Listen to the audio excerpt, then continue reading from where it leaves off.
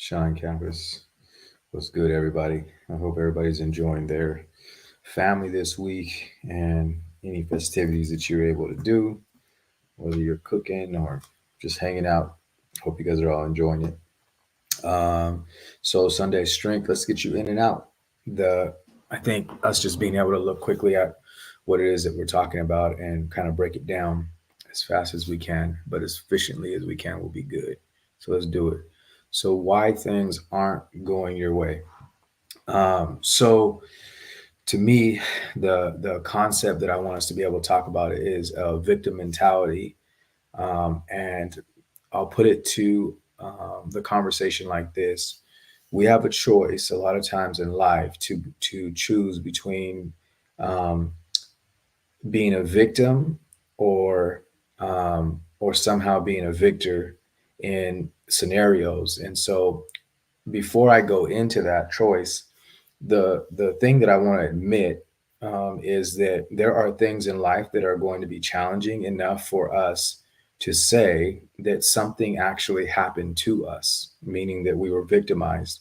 And if we can distinguish between the two things, I'm victimized versus I'm a victim, it's going to go a long way for us. And so the reason things are not happening to you the way that you want them to happen to you is because you continue to focus on that, right? Um, and I already know how it works. Like with skepticism, you have an answer to everything, and it kind of takes away your ability to be able to grow. But think about this: we know that things will happen to us, but if our focus is constantly on the things that we don't have control over, then it's going to take away our joy and our ability to deal in the life in life. So as we think about it, I have a choice between being a victim or a victor. What do I want to do? Well, I want to choose us being victors constantly. And in order for us to do that, there's a certain kind of look that you have to have as far as what are you thinking about? What are you focused on? And I would start inside of our conversations. So, a lot of our conversations, whenever we're having conversations with people, um, you will talk about everything that people have done to you, and you display kind of like a powerless interaction that goes on. And as you display that powerless interaction, it's one thing for somebody else to get sucked into that, and the people around you may get sucked into that scenario. But what's the important thing is that you're saying that out loud for yourself and creating that kind of image and interaction. So if you say, look, I never get what I want, right? Let's just say that I never get what I want, or somebody's always stepping in the way, so I don't get what I want, right? As an example, and there's tons of different ways for that to, for that conversation to be translated into different things. But if we say that and we constantly focus on that, well, you start actually believing that. Never mind what everybody else kind of starts treating you like because you interact like that, but you actually start believing that, man, I don't get what I want because somebody else is in my way. What's the problem with that? Well, the problem with that is that you don't have control over what other people are doing. And so, as I was alluding to earlier, is you create a certain amount of powerlessness in your interaction and in your life. And as long as you're doing that, you keep moving that way, right? And so you're stopping yourself. You're challenging yourself in your heart and in your mind from reaping all the benefits of what you can do. And so, am I giving you something that's going to give you everything that you want? No, I mean that's not. It's not what life's about. Life is really about us growing all the things that we want, doing the processes, making sure that we're focused on creating good relationships, treating our bodies right, treating our minds right, our mind right. Like that's what life is all about. The cool thing is if we're able to stay on track with that, the things that I'm doing for me in the way that I'm working in my relationships, in my life, in my mind, in my heart, if I'm able to stay focused on that, well, that's actually going to produce all the things that I need to have in life, and more, right? I've talked about abundance in the past, and you can go back and look at some of the other videos about that.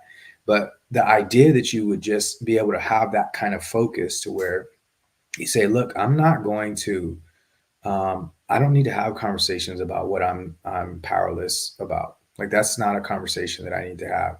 Instead, I need to have conversations that are upbuilding. And so, can you get out of that habit? So, that's the next thing. Is I don't think that it's something that you're automatically thinking like today I'm wake up and I'm going to have a conversation about how I'm the victim of a circumstance. You're not doing that, but it has become a habit and a way of being. And I want us to be more conscious of what we're doing, and then I want us to start thinking about how we're going to replace it. And that's just for us our next conversation, our next piece here. So how are we going to change that? Like what does it take to actually get out of the mode of being a victim, especially when it's a habit? Well, um, one of the things that I think will help us to be able to get out of that mode is becoming more aware about who you are and what you're capable of doing.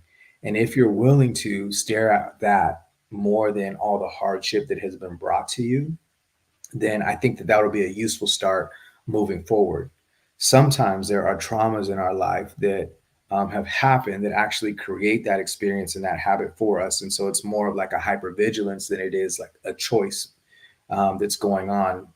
So what I mean by that is if you've had a lot of things happen to you, it's kind of hard for the body not to come to expect that the next thing is going to happen, and then for you to become conversational about that scenario.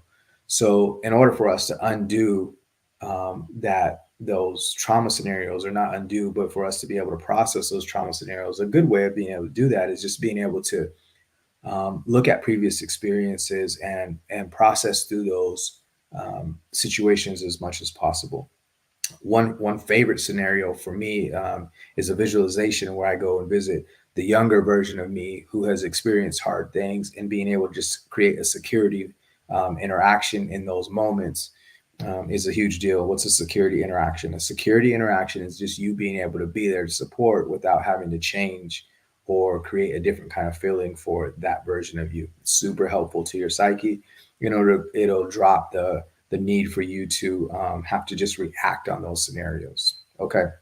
So I just gave you two situations. One is to move forward, like what do I need to be doing? What's the practice I need to implement? And then the second one is if it's bigger than, look, I'm not even conscious that I do it, but now that we're talking about it, I'm aware that I do it. And I think it's related to the trauma that I've experienced. Then now you have a way to be able to do a visualization where you go and visit your younger self, and you're able to sit and support that version of you. Okay. And so those two things are going to really help you to grow out of that scenario as an automatic. Okay. So the last thing that I would say is also put people on notice, or put people in your life that are focused on those kinds of things that mean growth instead of victim mentality. Ask for somebody to be your accountability partner around that scenario. Look, anytime you hear me making um, victim statements, or like I can't because somebody else did or somebody else will statements, ask that person just to kind of give you a nudge, or mention it to you so you can become more aware that you're doing that, and then have in your mind what it is that you'd like to do to replace that scenario. So it might be like, actually I want to look at the other side of things. So for instance, um, let's say that my statement is I never get to go out to eat because my kids don't like to go out to eat, right? Instead of me saying that scenario and putting that blame there and creating a victim mentality, is like I enjoy seeing my children be more happy um, than me choosing where it is that I want to go eat somewhere, right? If they enjoy being at home, I want to keep that scenario. So if you're able to flip it and revisit like what that scenario is for you really, then you're admitting your power and your control over your life, and the reason that you're choosing certain situations, and the reason that you'll be in a better situation. Okay. Man, the more you become aware of your goodness and how powerful you are, the less likely that you'll have conversations about being a victim. And the cool benefit out of that is that um, you don't have to wait for somebody else to create goodness in your life at that point in time. You get to do it all on your own. You get to be in control of what's going to go down in your life. And I think you'll enjoy everything that comes your way at that time. All right, you guys, enjoy your Sunday, and we'll talk to you soon.